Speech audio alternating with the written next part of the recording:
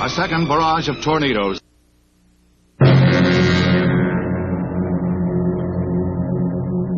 The tension in the Middle East over the Gulf of Aqaba blockade develops into full-scale war, with reports of heavy fighting between Israeli and Egyptian forces along the Gaza Strip and the Sinai border.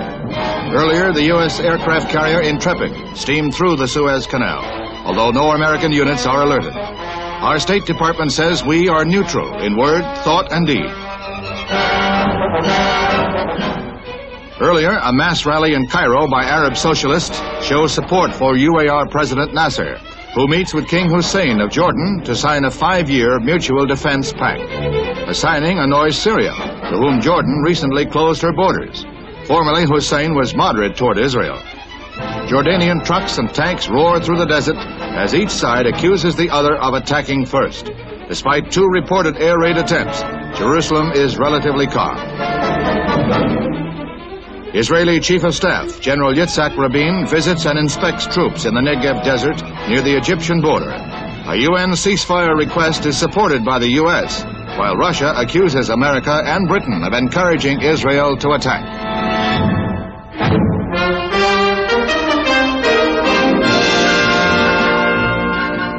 Aviation history at Le Bourget Airport, as 2 U.S. Air Force helicopters arrived, completing the first non-stop transatlantic flight by chopper.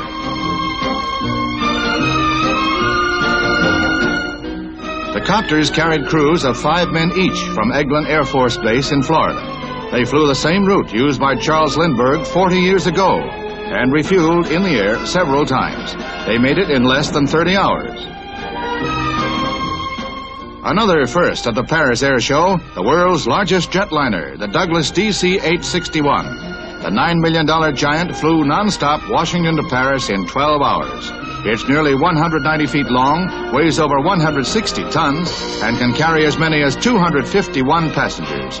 New milestone in air travel.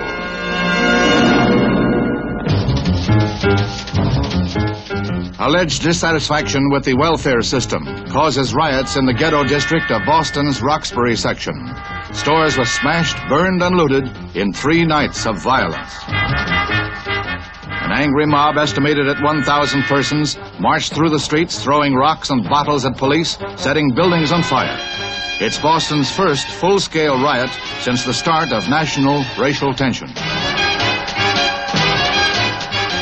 Police were not the only target for hoodlums. One rooftop sniper wounded a fireman while he fought the flames. Over 40 persons were arrested. They'll be arraigned following a cooling-off period.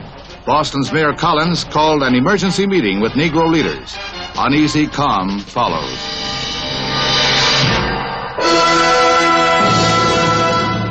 An entire village is evacuated in the demilitarized zone which separates North and South Vietnam.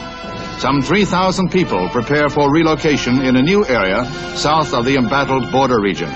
Marines ordered the move when the fighting endangered civilians. The DMZ has long been a haven for Viet Cong guerrillas preparing to infiltrate the south. Surrounding hills provided added cover. New homes for the refugees far removed from the shooting. Here, the resettled families will pick up the threads of their daily lives. U.S. and allied military forces have repeatedly moved civilians from battle danger to prevent loss of life.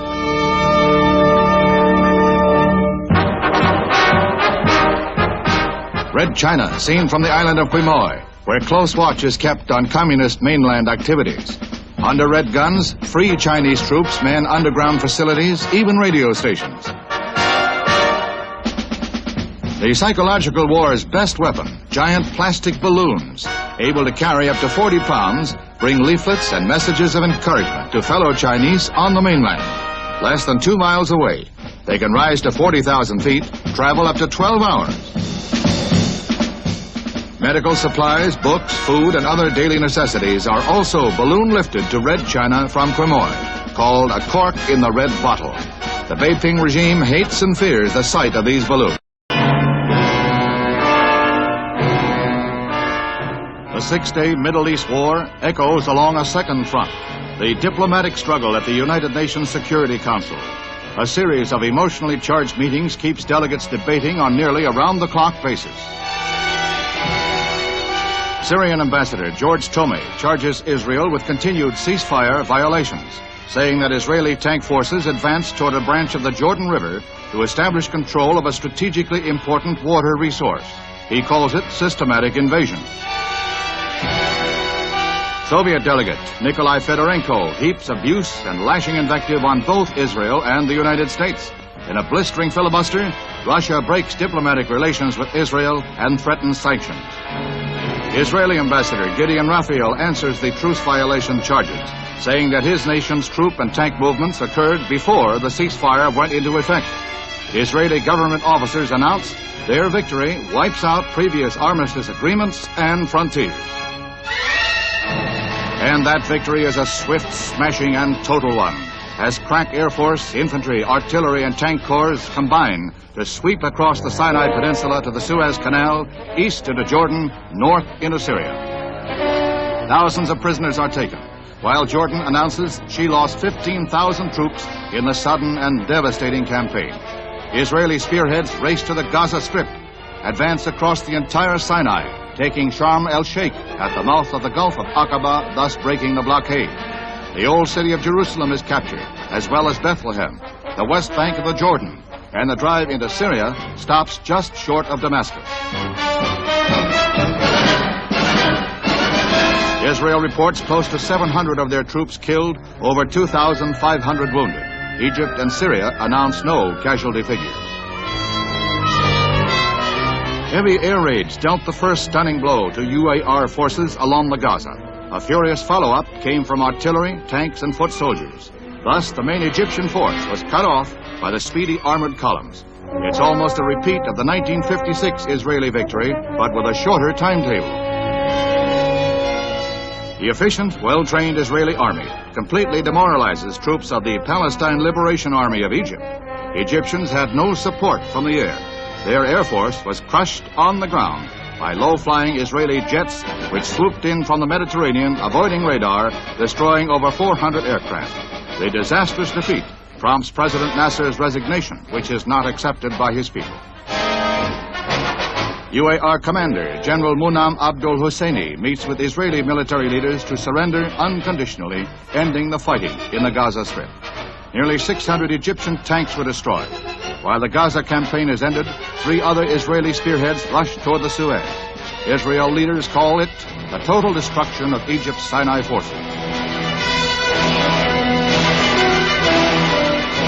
An Egyptian military shakeup follows the crushing defeat. 11 senior commanders resign or retire. New leaders vow to restore the old boundaries. The battle for Bethlehem is brief, bloody, and decisive. Some 40 Jordanian defenders were killed, the remainder fled. Israeli troops moved in behind tanks, while care was exercised toward all religious shrines. The Church of the Nativity was untouched. Civilians soon joined Israeli troops in the street, and the town where the Prince of Peace was born quickly returned to normal. Without doubt, the most personally moving moment for Israeli troops was the capture of the old city of Jerusalem, the location of an ancient Jewish holy place revered by the Israelis. The fighting over, thousands of joyous civilians, students, and troops streamed toward the Mandelbaum gates. It's the first time in 19 years that Jews have been allowed to visit and pray at the site of the ancient Temple of Solomon. Jordan had kept the old city barricaded since the declaration of Israeli independence. It was here that Israeli troops acted more like tourists than fighting men, obviously in awe of their surroundings. The sacred Wailing Wall, where Israeli Defense Minister General Moshe Dayan prays, pledging never to give up the old city. While Russia and other Iron Curtain countries label Israel's victory as aggression, insisting she pull back to original boundaries, Israeli Premier Eshkol, equally adamant, insists Israel alone will determine her. 6 days. That's all it took. 6 days for a war to start and end. 6 days for 3 armies to collapse. 6 days for a map that had been drawn less than 20 years earlier to get completely redrawn. But here's what nobody tells you about the 6-day war. The fighting itself wasn't even the most important part. What happened before the first shot was fired, and what happened after the last gun went quiet, Those are the things that still matter today. Those are the things that are still shaping the lives of millions of real people right now, in 2024, every single day. This is not a simple story of good guys and bad guys. This is a story about fear, about miscalculation, about pride, about decisions made in a matter of hours that nobody fully understood at the time. And it is a story that has never really ended. We are going back to June of 1967. The Cold War is at its peak. The United States and the Soviet Union are competing for influence on every continent. Nuclear weapons are pointed at every major city on Earth. And in a small stretch of land at the edge of the Mediterranean Sea, a region that has been in conflict for nearly 2 decades is about to explode. What happens over 6 days in June 1967 will change the Middle East permanently. It will create problems that are still unresolved today. It will produce victories that turned into burdens and defeats that turned into slow-burning rage. And to understand any of it, the why, the how, and the what it all means, you have to go back further than June. You have to go back to the beginning. The Six-Day War did not come from nowhere. It was the product of 2 decades of unresolved conflict, wounded pride, and a region full of people who all believed, genuinely and deeply, that they were in the right. To understand how we got to June 1967, you have to start in 1948. When the State of Israel was declared on May 14, 1948, the reaction across the Arab world was immediate and furious. 5 Arab nations, Egypt, Jordan, Syria, Iraq, and Lebanon, launched a military campaign to prevent the new state from existing. From the Arab perspective, a foreign political project had been imposed on Arab land, displacing Arab people who had lived there for generations, and the international community had endorsed it. The war they launched was not, in their view, aggression. It was resistance. From the Israeli perspective, the Jewish people had survived the Holocaust, the systematic murder of 6 million Jewish people by Nazi Germany just a few years earlier, and they needed a homeland. They had a historical connection to the land going back thousands of years. The United Nations had voted to partition the territory into 2 states, one Jewish and one Arab. Israel had accepted the partition. The Arab states had rejected it and attacked instead. Both of those perspectives contain real truth. Both of them leave things out. That tension, 2 sets of legitimate grievances colliding in the same small geography, is the foundation of everything that follows. The Arab armies lost the 1948 war. Israel survived and expanded beyond the UN partition lines. Around 700,000 Palestinian Arabs fled or were expelled from their homes during the fighting. In Israel, this period is called the War of Independence. Among Palestinians, it is called the Nakba, which means the catastrophe. Same events, completely different names. That tells you everything about how differently the same history is remembered. The humiliation of 1948 sat heavily on Arab leaders, particularly in Egypt. There was a sense that the defeat had been caused not just by military failure but by weak, corrupt governments. In 1952, a group of Egyptian military officers overthrew the monarchy, and from that group emerged a man named Gamal Abdel Nasser. Nasser was something genuinely new in Arab politics. He was charismatic, articulate, and deeply nationalistic. He believed in pan-Arabism, the idea that the Arab world was not a collection of separate countries, but one unified nation that had been divided by colonialism, and that should come back together under one banner. He wanted Egypt to lead that unification, and he wanted the humiliation of 1948 to be reversed. By the mid-1960s, Nasser was the most popular political figure in the Arab world. His voice came out of radios in coffee shops from Cairo to Beirut to Baghdad. When he spoke, people stopped what they were doing to listen. He was also under enormous pressure. Being the symbolic leader of a movement creates expectations, and the expectation which Nasser had himself helped create through years of rhetoric was that one day he would confront Israel. One day, there would be a reckoning.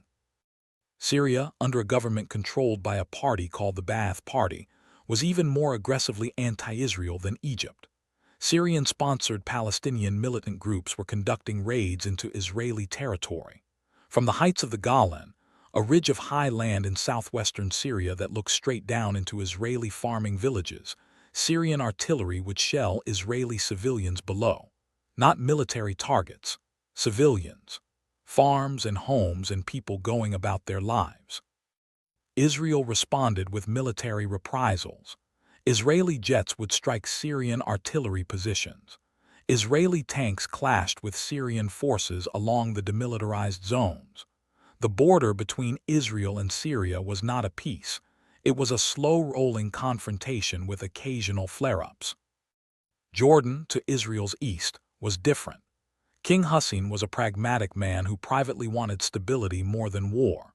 He was a descendant of the Prophet Muhammad and took his role seriously. He understood that Jordan's military couldn't survive a full war with Israel. He had even engaged in secret back-channel communications with Israeli officials, trying to maintain some degree of quiet understanding. But he was also a king who presided over a country where Palestinian refugees made up a huge portion of the population, people who had lost everything in 1948 and who wanted their land back. Staying out of a major Arab war against Israel would have been politically suicidal for him at home. And Israel, small and surrounded, operated under a very specific kind of pressure that's hard to fully appreciate unless you understand the history. Many of the people making decisions in Israel in 1967 had personal memories of the Holocaust. They knew what it meant to have no safe place to go. They understood in their bones that losing a war meant not just losing territory, but potentially losing everything. The state of Israel was 19 years old. It was not taken for granted. The people who built it remembered the alternative. This was the world in early 1967. Tense, armed, full of people with real grievances and genuine fears, operating in a Cold War context where the United States backed Israel and the Soviet Union backed Egypt and Syria. Everyone was watching everyone else. And into this already volatile situation, someone threw a match. The match was thrown by the Soviet Union. In May of 1967, Soviet intelligence passed a message to the Egyptian government. The message claimed that Israel was massing military forces along its northern border with Syria, preparing for a major offensive. The Soviets said the buildup was significant. They described specific units. They created the impression that an Israeli attack on Syria was imminent. It was not true. Israeli officials knew this was false and said so publicly. They invited Soviet diplomats to come inspect the Israeli-Syrian border personally and see for themselves that no such buildup existed. The Soviets declined the invitation. Why would the Soviet Union fabricate this information?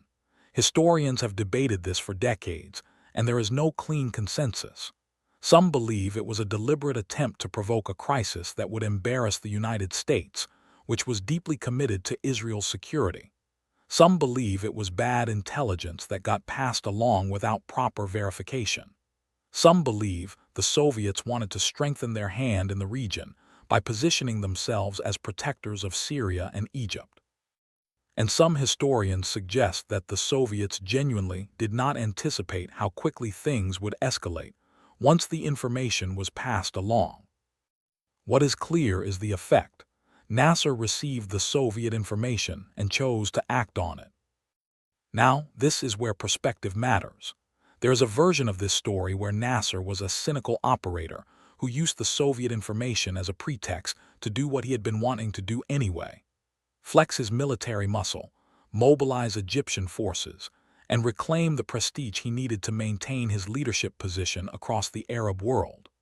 There is another version where Nasser genuinely believed the intelligence, genuinely thought Syria was about to be attacked, and felt he had no choice but to respond in a way that demonstrated Arab solidarity. Both versions are probably partially true. On May 14, 1967, Nasser began moving large numbers of Egyptian military forces into the Sinai Peninsula. Tanks, artillery, infantry, aircraft, a substantial military force deploying to the Egyptian-Israeli border. The stated reason was to deter an Israeli attack on Syria. Israel watched this with alarm. The movement of Egyptian forces into the Sinai was a provocation, but it was not yet a war. Israel's government began internal deliberations. Military commanders started reviewing contingency plans, but no one fired yet. Then Nasser escalated. Since the 1956 Suez War, the United Nations had maintained a peacekeeping force in the Sinai, the United Nations Emergency Force, or UNEF. Their job was exactly what it sounds like, to stand between Egyptian and Israeli forces and reduce the chance of accidental conflict. They were a buffer. They were not a large force and they had no mandate to fight, but their presence mattered symbolically and practically. On May 18, 1967, Nasser formally demanded that the UN remove its peacekeeping forces from the Sinai immediately. This was a critical moment, and the decision made in response to it had enormous consequences. UN Secretary-General U Thant faced a genuine dilemma. The peacekeepers were in Egypt with Egyptian consent. Egypt had the legal right to revoke that consent. U Thant knew that, but he also knew that removing the buffer force at this moment of tension was potentially catastrophic. He could have stalled.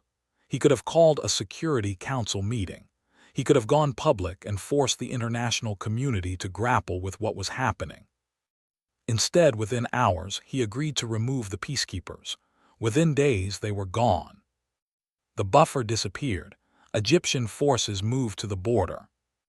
Historians and diplomats have criticized U Thant's decision harshly. Defenders argue he had no real choice under the rules that govern the UN force. Critics say he failed to exercise the kind of political courage the moment required. Whatever the right answer is, the practical result was clear. One of the last mechanisms preventing direct military confrontation had been removed. And then came the move that made war nearly inevitable. On May 22, Nasser announced the closure of the Straits of Tiran to Israeli shipping. The Straits of Tiran are a narrow waterway at the southern tip of the Sinai Peninsula, connecting Israel's southern port city of Eilat to the Red Sea. For Israel, this was not just a trade issue. The Straits were the main route for oil imports coming from Iran, which was at that time selling oil to Israel. Closing the Straits was economic strangulation. More importantly, it was a red line that Israel had explicitly and publicly drawn in 1956. After the Suez War, when Israel withdrew from the Sinai under American pressure, Israeli leaders had stated clearly and on the record that any future closure of the Straits of Tiran would be considered an act of war. This was not a secret position. Nasser knew exactly what he was doing when he closed the Straits. The Arab world reacted with celebration. Crowds in Egypt, Syria, Jordan, and Iraq celebrated in the streets. The mood was electric. Radio broadcasts described the coming confrontation in triumphant terms.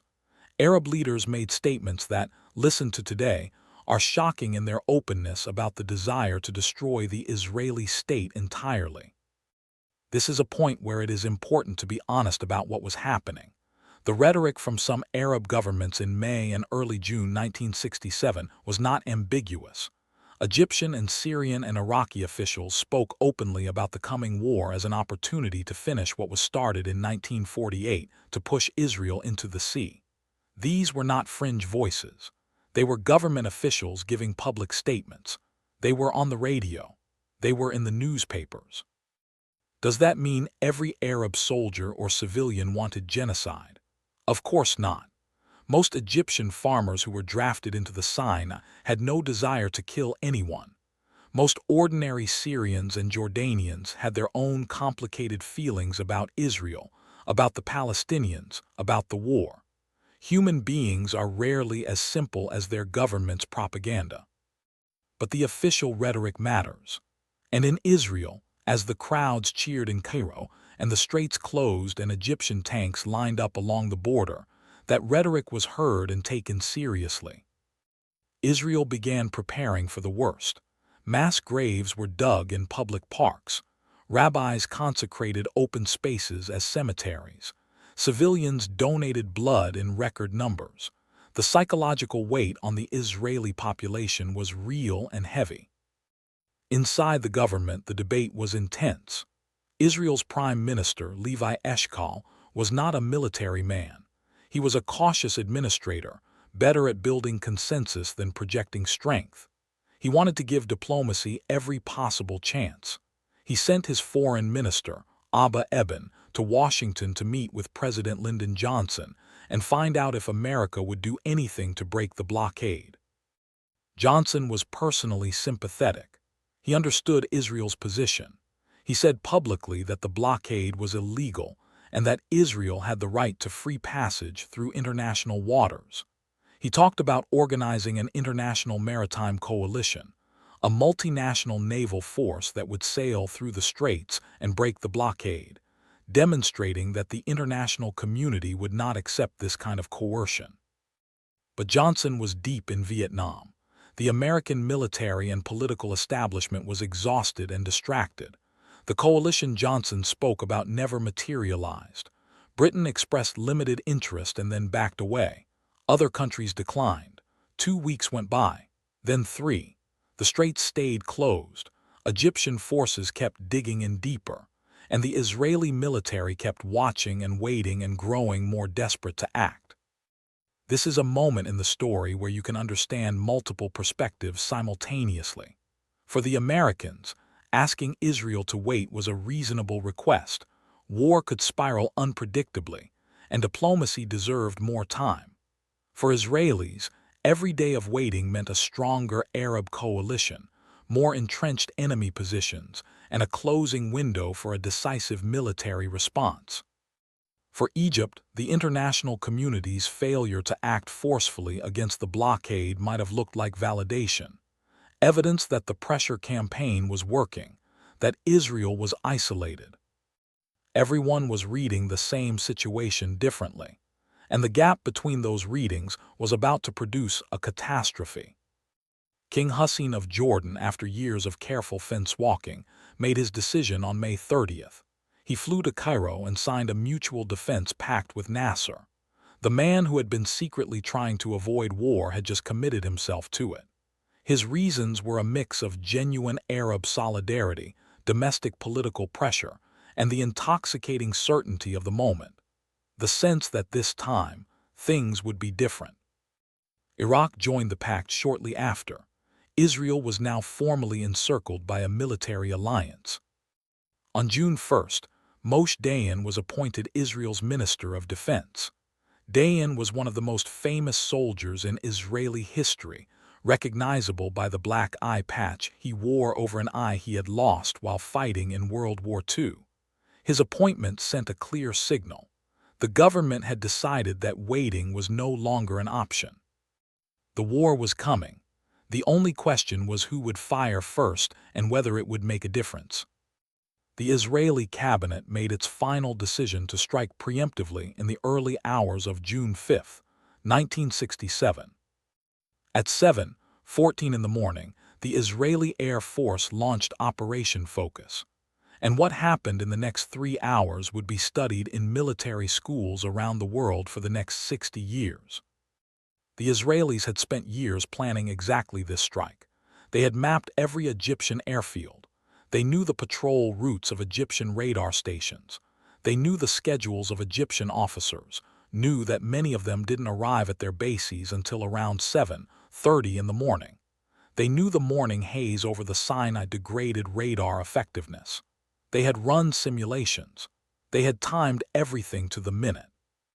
Israeli planes flew low over the Mediterranean, skimming just above the water to avoid radar detection, then turned south toward Egypt from a direction no one was watching. The strike hit 10 Egyptian air bases nearly simultaneously. Special-purpose bombs designed specifically to crater concrete runways were dropped in precise patterns, leaving the strips completely unusable.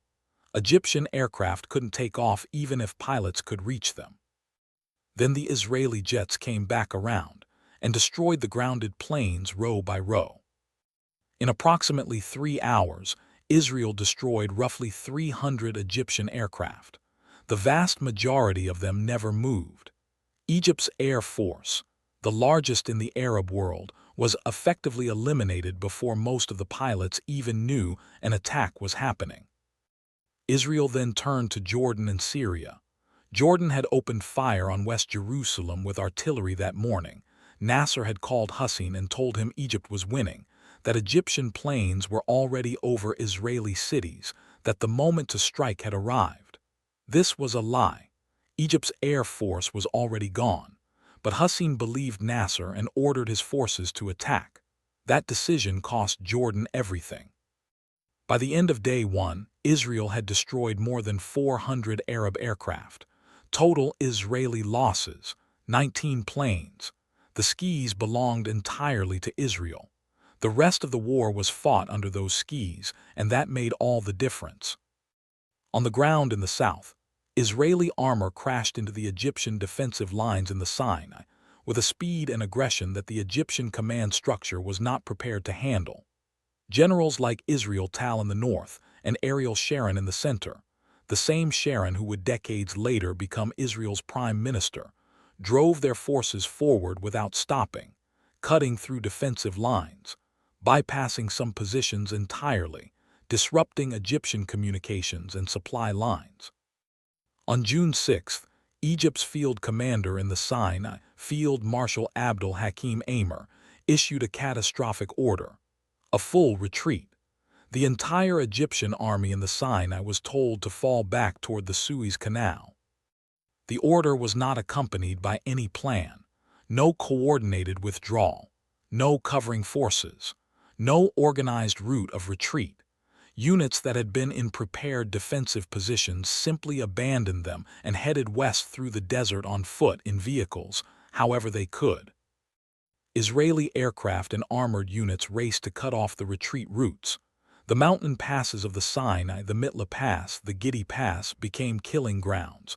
Columns of retreating Egyptian soldiers were struck from the air and from the ground relentlessly. Officers fled in vehicles. Enlisted men walked. Thousands died. Thousands more were captured. Some simply disappeared into the desert. Israeli soldiers who moved through the aftermath described a surreal landscape. Thousands of boots scattered across the sand. Egyptian soldiers had taken off their boots to walk faster or to look less like soldiers. Tanks abandoned with their engines still running. Meals left on fires. A military that had simply ceased to exist. By June 8th, Israeli forces were standing at the Suez Canal. The entire Sinai Peninsula, an enormous piece of territory, had been captured in 3 days. In Jerusalem, the fighting was different. Urban combat is always different. Israeli paratroopers fought through the narrow stone streets of the old city, building by building, alley by alley. The paratroopers were among Israel's best soldiers, and they still took real casualties. East Jerusalem had been under Jordanian control since 1948. The Western Wall, the most sacred place in Judaism, had been inaccessible to Jewish people for 19 years. On June 7th, Israeli paratroopers broke through the Lion's Gate. They ran through the streets of the old city, and they reached the Western Wall. The radio transmission from the commander on the ground, General Madagur, has been played in Israel every year since. His voice is not steady, he says. The Temple Mount is in our hands. What followed that moment, the images of Israeli soldiers standing at the wall, some weeping openly, weapons still in their hands, became one of the defining images of the 20th century. For Israelis, it was something almost impossible to process emotionally. A place at the very center of Jewish identity and history, inaccessible for a generation, suddenly reachable. Israeli forces completed the capture of the West Bank within about 2 days. The Jordanian army, without air support, could not hold its positions. City after city fell: Ramallah, Nablus, Jericho, Bethlehem, Hebron. Jordan had entered this war on a lie and paid an enormous price for it. The last major battle of the war was fought on the Golan Heights, and it was the hardest. Syria, despite being one of the primary causes of the tension leading to the war, had been relatively passive on the ground during the first 4 days.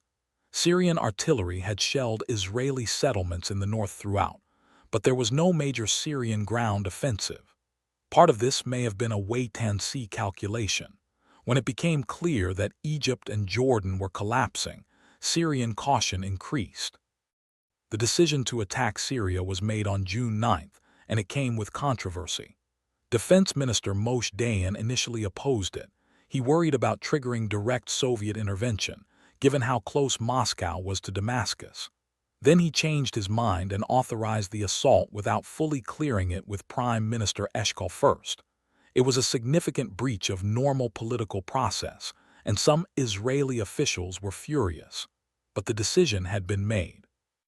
Israeli forces assaulting the Golan Heights faced the most difficult terrain of the entire war. The heights rise steeply from the valley below. Syrian fortifications were built into the rock at the top. Israeli tanks trying to climb narrow switchback roads took fire from above. Some units lost multiple vehicles to Syrian anti-tank fire before reaching the top. But the Syrian command structure failed again. Officers began abandoning their positions. Syrian units retreated without orders, without plan, without coordination. The city of Quneitra, the main Syrian city on the Golan, fell to Israeli forces on June 10th with almost no resistance because the defenders had already gone. A ceasefire with Syria came into effect on the evening of June 10th, 1967. The 6-day war was over.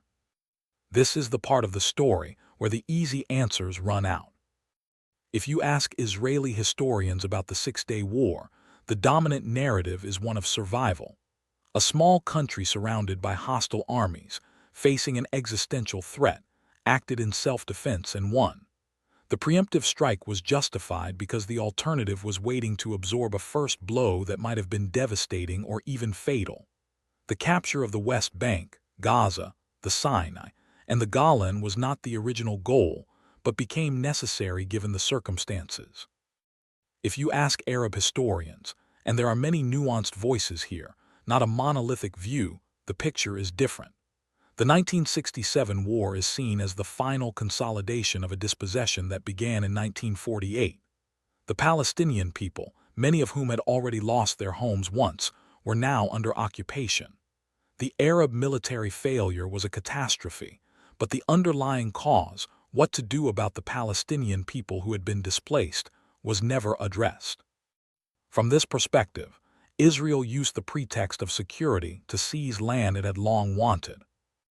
If you ask historians who try to occupy a more neutral analytical space, the picture becomes genuinely complicated. On the question of preemption, most military historians acknowledge that Israel's preemptive strike was rational, even necessary from a purely military standpoint. Israel could not afford to absorb a first strike. It had a small population and a small military. Speed and the element of surprise were its advantages.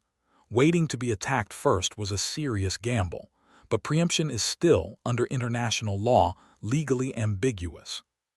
Preemptive wars, striking first because you believe an attack is coming, occupy a different moral and legal category than defensive wars where you actually are attacked first.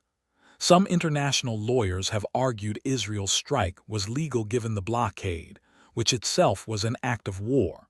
Others disagree. On the question of Nasser's intentions, was he actually going to attack? This has been debated seriously for decades. Some historians believe Nasser was engaged in a bluff, that he was using military posturing to score political points at home and across the Arab world, but that he did not actually intend a full military offensive. He knew his army had serious problems. He had been fighting a grinding proxy war in Yemen for years, and his forces were stretched and worn. Under this interpretation, the crisis of 1967 might have been diffused if Israel and the international community had found a face-saving way to let Nasser back down from the blockade without looking weak. Under this interpretation, war was not inevitable and may have been a miscalculation by multiple parties. Other historians, and many Israeli officials at the time, were convinced Nasser was genuinely preparing to attack. They point to the size of the forces he deployed, the closure of the Straits, the defense pacts with Jordan and Iraq, the rhetoric. They argue that waiting to find out if the bluff was real was too dangerous a gamble. We will probably never know with certainty what Nasser intended. He is dead. His private communications tell a complex story. What we can say is that his actions created conditions that made war nearly inevitable regardless of his ultimate intentions, because the Israeli government could not afford to assume his intentions were benign. On the behavior of Arab militaries, the collapse of Egyptian, Jordanian, and Syrian forces has often been explained in purely military terms: poor training, poor equipment, poor leadership. But there is a cultural and political dimension worth acknowledging. Arab military officers in 1967 operated within systems where honesty about failures was dangerous. Commanders reported successes that hadn't happened. Information that went up the chain of command was filtered and distorted at every level. Nasser was receiving false reports about Egyptian victories even as his air force was being destroyed. This wasn't just incompetence. It was the result of political systems where telling the ruler bad news could end your career or worse. That problem wasn't limited to Arab armies, but it was particularly severe here. On the Palestinian experience, it is important, and it is often left out of military histories that focus on strategy and outcomes. When Israeli forces entered the West Bank, they did not enter empty territory. Over 1 million Palestinian Arabs lived there. Many of them had already been refugees once, people who had lost their homes in 1948, who had been living in the West Bank under Jordanian rule, in refugee camps and in towns and villages, for 19 years. The Israeli military occupation that began in June 1967 was not experienced by these people as liberation. It was experienced as another rupture, another loss of control over their own lives, another period of uncertainty about their future. Some Palestinians at the time hoped that the occupation would be temporary, that Israel would trade the territories for peace treaties, and the conflict would eventually be resolved. Others feared, correctly as it turned out, that the occupation would become permanent. Their voices are part of this story too. Israel had won the most decisive military victory of its short history. In 6 days, it had tripled its territory. It had destroyed 3 Arab armies. It had captured land that gave it strategic depth it had never had before. And it had reunited Jerusalem, which for Jewish Israelis was a moment of deep emotional and historical significance. The question that immediately followed was, now what? In the days and weeks after the war, the Israeli government debated what to do with the territories.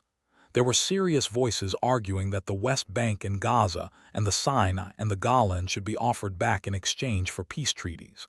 Land for peace. There was a sense among some leaders that this was the right moment. Israel, from a position of strength, could offer a generous deal and finally achieve the recognition and peace it had sought since 1948. But the Arab world's response, delivered at a summit in Khartoum in August 1967, was the 3 no's. No peace with Israel, no recognition of Israel, no negotiations with Israel. From one perspective, this response is bewildering.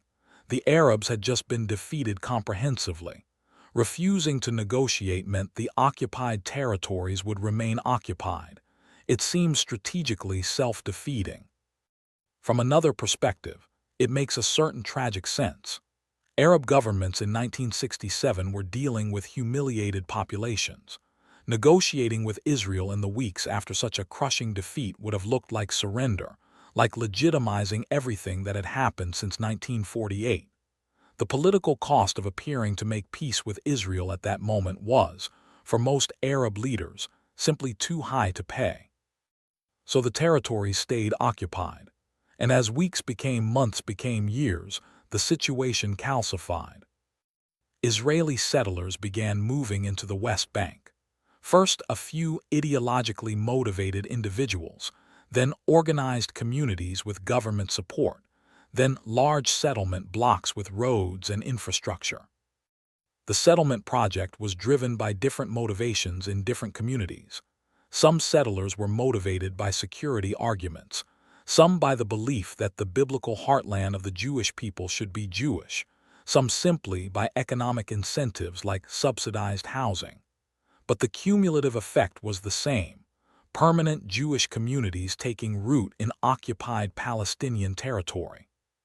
In October 1973, Egypt and Syria launched a coordinated surprise attack on Israel, the Yom Kippur War, known in the Arab world as the October War or Ramadan War.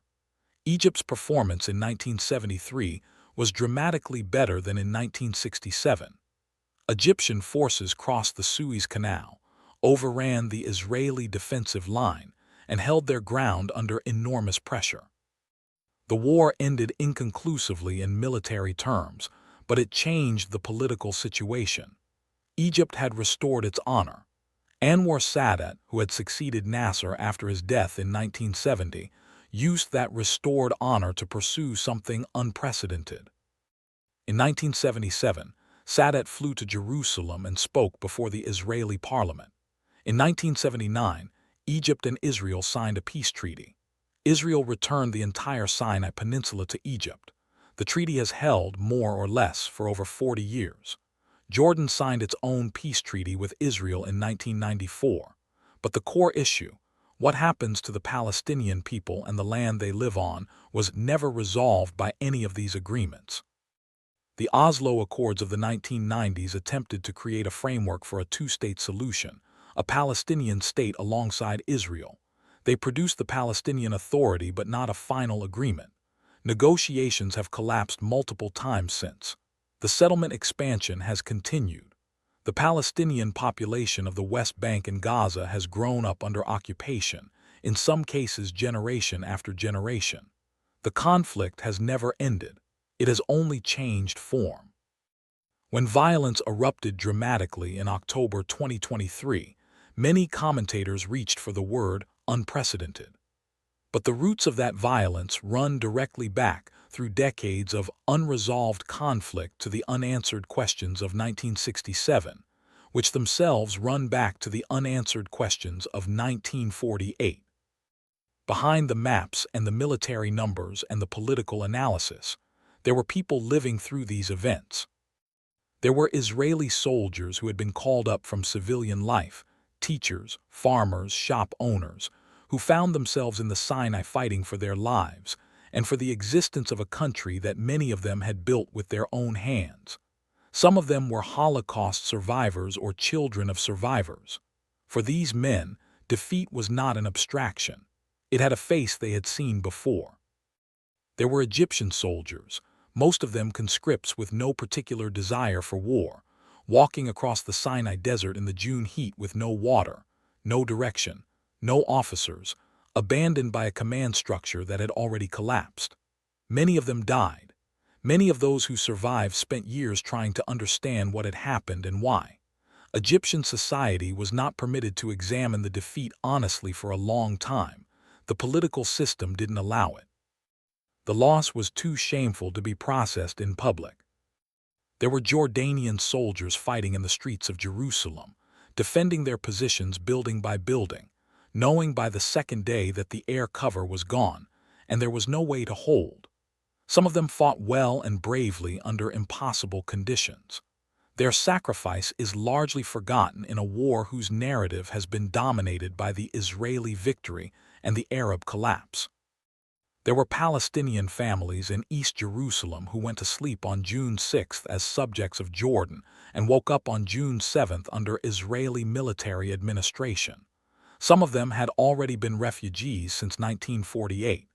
They watched Israeli soldiers enter the old city. They did not know what their future held. Many of them still don't know, 60 years later. There were Israeli paratroopers standing at the Western Wall on June 7th. men who had just fought through days of brutal urban combat, who stood in front of those ancient stones and wept in ways they couldn't control or explain. One of the most famous photographs of the entire war shows 3 young Israeli soldiers at the wall, dusty, exhausted, their faces showing something that is hard to describe. Relief maybe, awe maybe, something deeper than either of those words. And there was Nasser, sitting in front of a television camera on June 9th, reading a statement in a voice that sounded like a man who had aged 20 years in a week. He announced his resignation. He took responsibility. The crowds that poured into the streets across Egypt were enormous, millions of people weeping, begging him not to go. He rescinded the resignation and stayed in office, but everyone could see that something in him had broken. He died 13 months later. He was 52 years old. These individual human experiences don't resolve the political questions. They don't tell us who was right and who was wrong, but they remind us that history is not just a series of decisions made by leaders in rooms. It is also all the ordinary people who lived through the consequences of those decisions without being asked. I've spent a lot of time thinking about the Six-Day War, and I want to be honest about what I take away from it, while also being honest about what I'm not sure of. What seems clear to me is that this was a war in which almost everyone made mistakes that made things worse. The Soviet Union passed false information into an already volatile situation. Nasser escalated in ways that he may not have fully controlled once he started. UTHANT removed a peacekeeping buffer at the worst possible moment. The United States promised action and delivered nothing. Arab governments told their populations lies about what was happening. Israeli politicians and generals faced a genuine threat, but also, in hindsight, missed some possible off-ramps. And then, after the war, both sides made choices that made the long-term situation worse.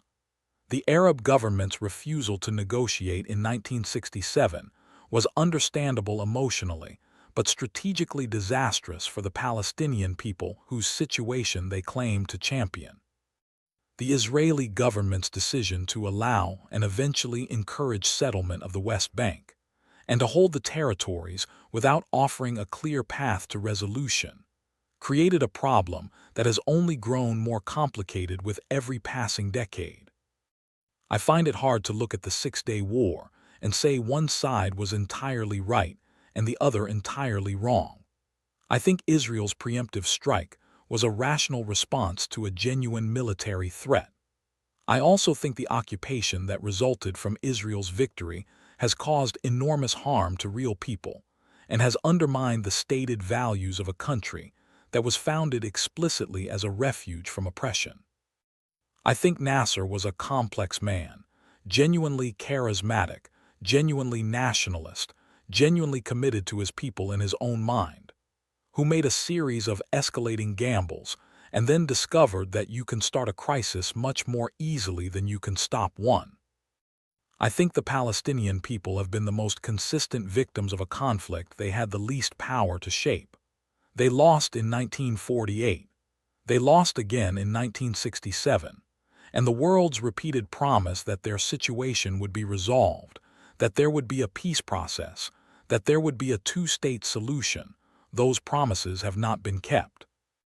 What I keep coming back to is how much of this was driven not by pure evil or pure malice, but by fear.